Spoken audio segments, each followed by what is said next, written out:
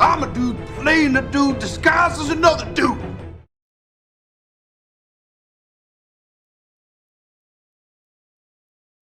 Hello collectors, and welcome to the Discount Action Figure Dude. I am your host, Christopher, and for full disclosure's sake, I am more of a Trek guy than a Wars guy. But Star Wars has all the toys, so what are you gonna do? Star Trek's toys have always been coming up far behind the Star Wars toys. The original series ended, before I was born, not long after. I'm not a young man. But it ended before I was born. My mother and my brother and my sister, we all would just gather up under her because she loved Star Trek, particularly Spock. Spock was her dude. All that nonsense to the side. As you can see, we have some Trek action going on here. We got some Benjamin Sisko. We have Locutus of Borg. And they are here bracketing Noonien Singh Khan and Captain Spock from The Wrath of Khan. Still, without question, the best Star Trek movie. There are some who are very fond of the J.J. Abrams' first Star Trek reboot, which is a fantastically entertaining film. I really did enjoy that movie. The only thing was, it wasn't Star Trek. But that's neither here nor there. We picked up these two figures for literally next to nothing from Entertainment Earth. I think they cost like $4.99 a piece. And anytime you can get you some Khan and some Spock for some value like that, I think you need to go for it. But let's say we cut these cherished icons of cinema and television open. And here goes Khan and Spock out of their packages, looking very much like the toys that they were meant to be.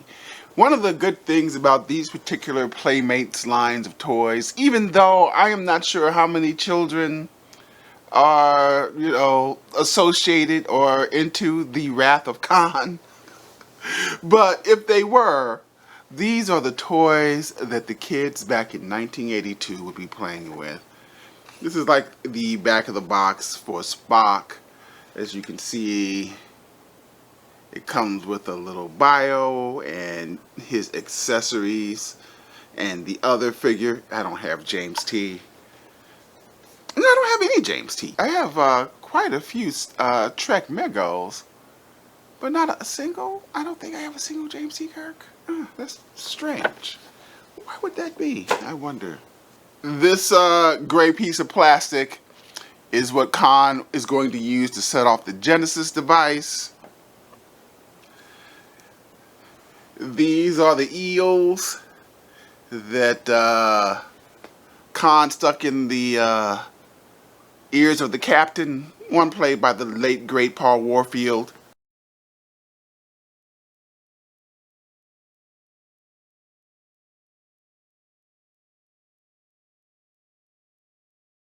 Well, who killed himself.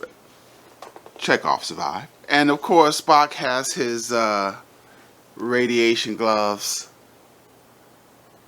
to save the Enterprise. And there's a tricorder there and some kind of scientific recording device for Spock.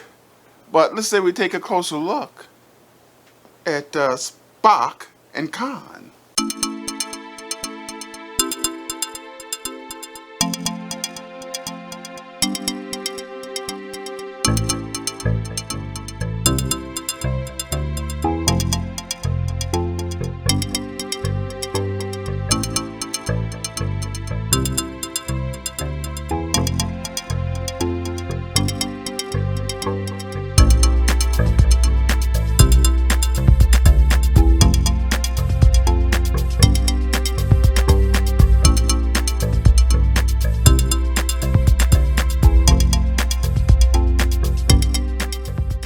So true enough, these are some pretty basic action figures with about 10, 12 points of articulation, which isn't actually that bad.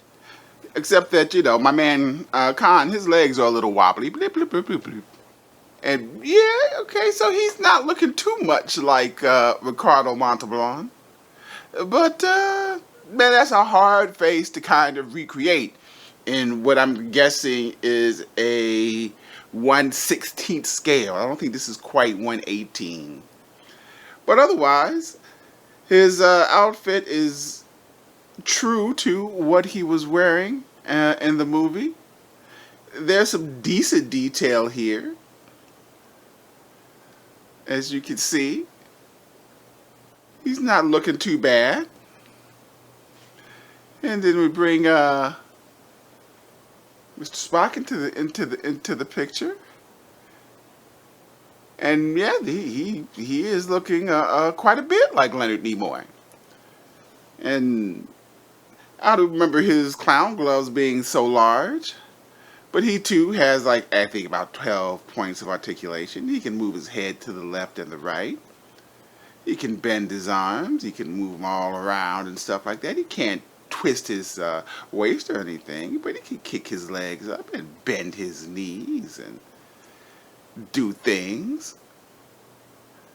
And gotta love the detail of the stripe down his Starfleet uniform for the captain, Captain Spock. Got his Star Trek insignia, rocking it on the belt.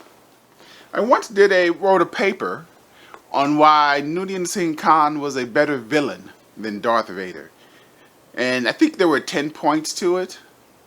But without remembering all of that, the main point of it was that this guy stayed true to the game. He didn't waver from his main purpose. By the time Jedi rolled around, Darth Vader lost sight of the true purpose of the cause, man, which was serving the Empire. This cat, he never lost sight of the cause, which was the utter destruction of James T. Kirk. He had a son too, not unlike Darth Vader. Did that son mind dying for his father to achieve his goal? No, he didn't. He understood that his father would have killed him if it meant achieving his goal of destroying James T. Kirk. So the question is, what kind of value do we assign these two figures here, Noonien Singh Khan and Captain Spock, from the movie The Wrath of Khan? Well, that all depends on how much these two figures and the movie The Wrath of Khan mean to you.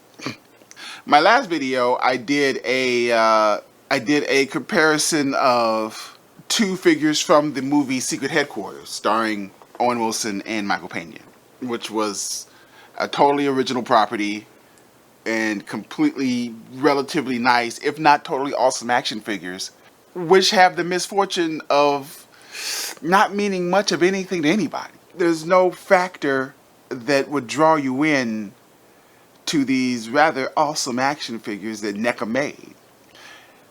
Whereas these two little guys, which are inferior in every possible way to those expensive, beautiful NECA figures, but the value of Khan and Spock is much greater because it means more to not just me, but probably to most people who remember fondly the movie and the characters.